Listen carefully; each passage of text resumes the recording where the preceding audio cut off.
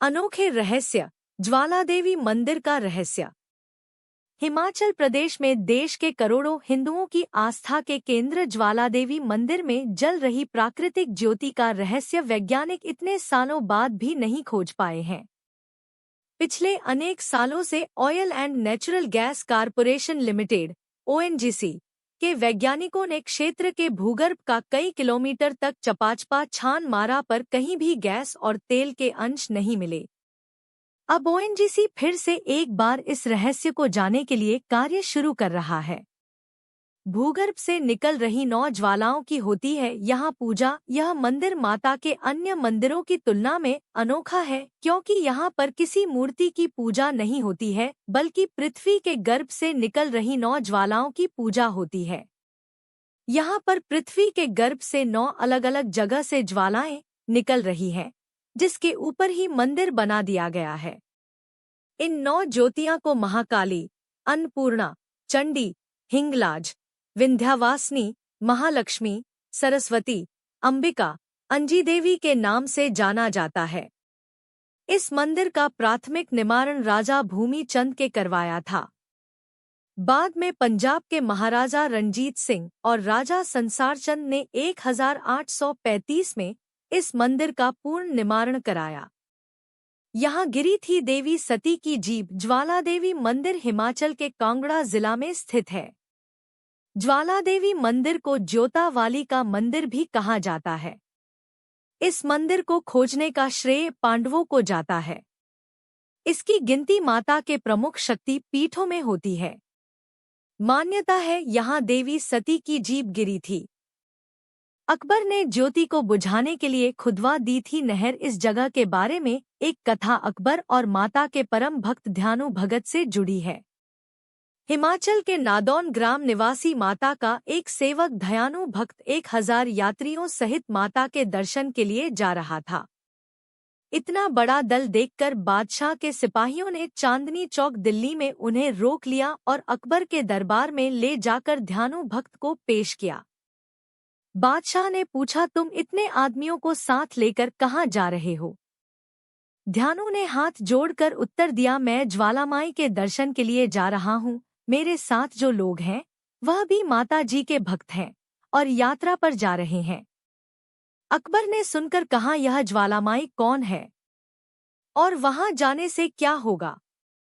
ध्यानु भक्त ने उत्तर दिया, महाराज ज्वालामाई संसार का पालन करने वाली माता है।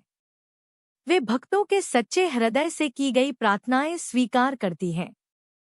उनका प्रताप ऐसा है, उनके स्थान पर बिना तिलबत्ती के ज्योति जलती रहती है। हम लोग प्रतिवर्ष उनके दर्शन जाते हैं। अकबर ने कहा, अगर तुम्हारी बंदगी पाक है तो देवी माता जरूर तुम्हारी इज्जत रखेगी। अगर वह तुम जैसे भक्तों का ख्याल न रखे तो फिर तुम्हारी इबादत का क्या फायदा? या तो वह देवी ही यकीन के काबिल नहीं या फिर तुम्हारी इबादत झूठी है।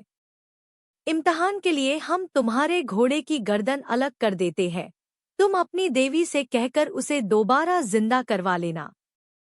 इस प्रकार घोड़े की गर्दन काट दी गई। ध्यानु भक्त ने कोई उपाय न देखकर बादशाह से 1 माह की अवधि तक घोड़े के सिर व धड़ को सुरक्षित रखने की प्रार्थना की। अकबर ने ध्यानु भक्त की बात मान ली और उसे यात्रा करने की अनुमति भी मिल गई।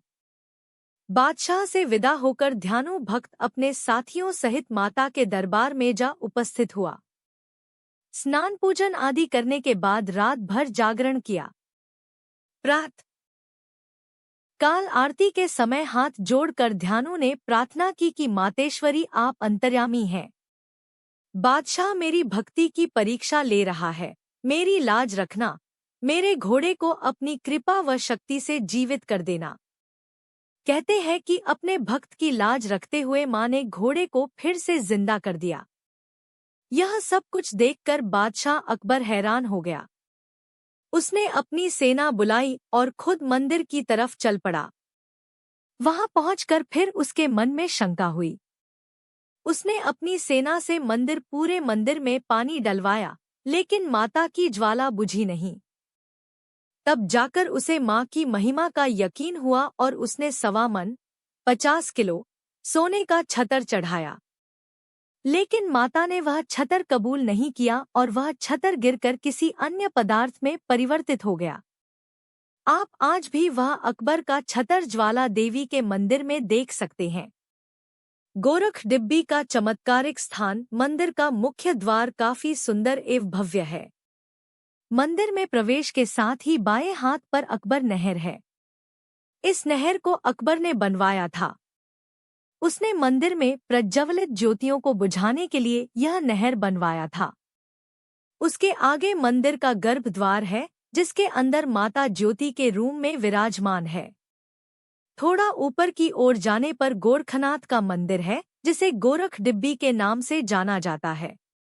कहते हैं कि यहाँ गुरु गोरखनाथ जी पधारे थे और कई चमत्कार दिखाए थे। यहाँ पर आज भी एक पानी का कुंड है जो देखने में खौलता हुआ लगता है, पर वास्तव में पानी ठंडा है। ज्वालाजी के पास ही में 4.5 किमी की दूरी पर नगिनी माता का मंदिर है। इस मंदिर में जुलाई और अगस्त के माह में मेले का आयोजन किया जाता है। 5 किमी की दूरी पर रघुनाथ जी का मंदिर है, जो राम, लक्ष्मण और सीता को समर्पित है। इस मंदिर का निर्माण पांडवों द्वारा कराया गया था। ज्वालामुखी मंदिर की चोटी पर सोने की परत चढ़ी हुई है। बादशाह अकबर के बाद ओएनजीसी जुटी है रहस्य जानने में। भारत के आजाद होने के बाद इस मंदिर में ज्वाला निकलने के रहस्य को जानने के लिए हमारे देश के वैज्ञानिकों ने प्रयास शुरू किए। 1959 से oil and natural gas corporation limited Jwaladevi व इसके आसपास के क्षेत्रों में कुएं खोदकर इस कार्य में जुटी हुई है। ज्वालादेवी के टेढ़ा मंदिर में 1959 में पहली बार कुआं खोदा गया था। उसके बाद 1965 में सुराणी में बग्गी, बंडोल, घीणा, लंज, सुराणी व कालीधार के जंगलों में खुदाई की गई थी। चमत्कारिक है, ज्वाला पृथ्वी के गर्भ से इस तरह की ज्वाला निकला। वैसे कोई आश्चर्य की बात नहीं है, क्योंकि पृथ्वी की अंदरूनी हलचल के कारण पूरी दुनिया में कहीं ज्वाला, कहीं गर्म पानी निकलता रहता है।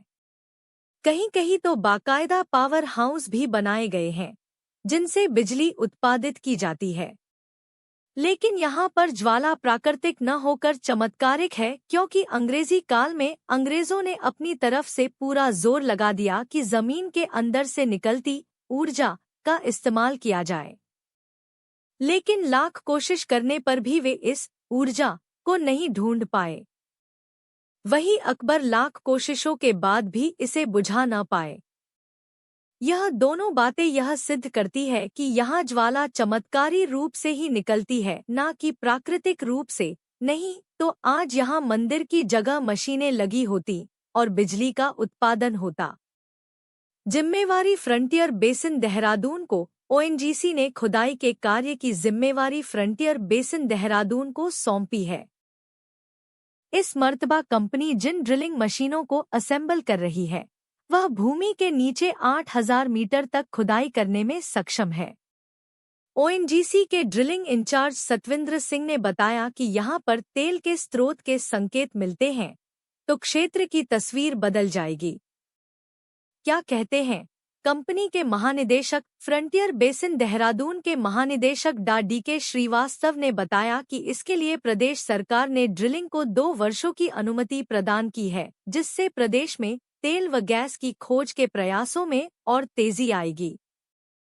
उन्होंने बताया कि कंपनी द्वारा हाल ही में ज्वालामुखी के पास सुरानी गांव में ड्रिलिंग की गई थी, जिसमें तेल व गैस के भंडार होने के आसार मिले हैं। वह कंपनी जल्द ही आधुनिक उपकरणों के साथ एक बार फिर यहां संभावनाएं तलाशने पहुंच सकती है।